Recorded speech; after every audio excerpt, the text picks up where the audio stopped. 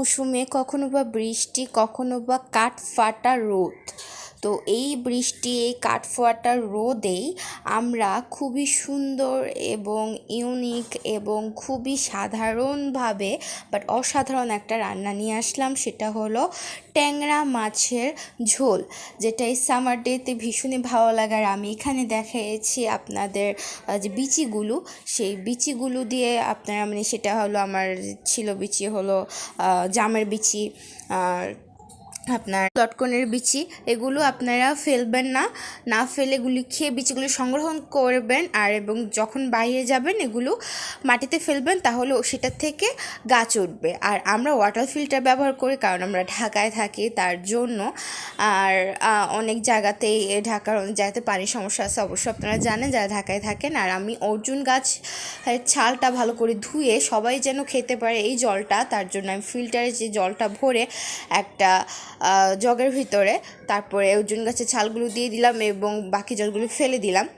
তো এটা ধুয়ে তারপরে ছালটা নিই। এটা আমি প্রায় 1 মাস পর, 2 মাস পর বা 1 সপ্তাহ পর এরকম করে আর কি করে থাকি। তো এটা আমি ফেলি না, অর্জুন গাছের ছালটা আমি রোদে শুকিয়ে দিয়ে তারপরে আবারও এটা ব্যবহার করে ইউজ করে। সো এটা আপনারা করতে পারেন, এটা সবার জন্য ভীষণই ভালো, এই জলটা সবাই খাবে। তো আর আমি তো খাই প্রায়, এইটা আমার হলো ছোট্ট করে একটা বোতল আমার থাকে। আর আমি প্রায় ডিটক্স ওয়াটার রেডি করি নিজের জন্য, কারণ এই গরমের ভিতরে প্রচুর পরিমাণে অনেক সমস্যা হয়, পিম্পল, একনে, চুল পড়া, হাজারো সমস্যা লেগেই থাকে, বাট সমাধান নাই। বাট বলবো সমাধান একদিনেই হয় না, একটু একটু করে অল্প অল্প করে হয়।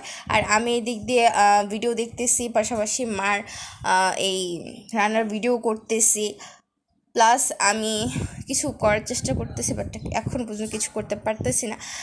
বাট আপনারা যদি একটা ওখানে লাইক দিয়ে কমেন্ট করে পাশে থাকেন, অবশ্যই আমি অনেক কিছুই করতে পারবো। যদি আমার ভিডিওটা খুবই ভালো লাগে, অবশ্যই একটি কিন্তু লাইক দিয়ে যাবেন, কারণ অনেক কষ্ট করে আমি কিন্তু ভিডিও করি এবং আপনাদেরকে হাই দিলাম আমি। সো আমি আবার চলে গেলাম দৌড় দিয়ে মার কাছে, মার রান্নাটা তোলার জন্য।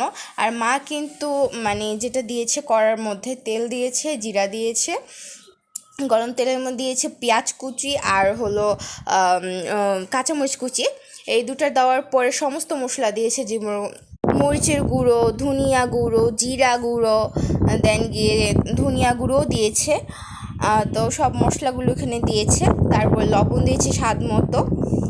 তারপরে কষিয়ে ভালো করে জল দিয়ে দেন গিয়ে ট্যাংরা মাছগুলো দিয়ে দিয়েছিল, অ্যান্ড ভাজা যে শিম ছিল সেটা দিয়েছিল। এবং আমি কিন্তু খুবই ভালোবাসি ট্যাংরা মাছ ভাজা, যে কোনো মাছ ভাজা খেতে, এবং লাস্ট ফিনিশিং এটা, এবং আমি খেয়েছিলাম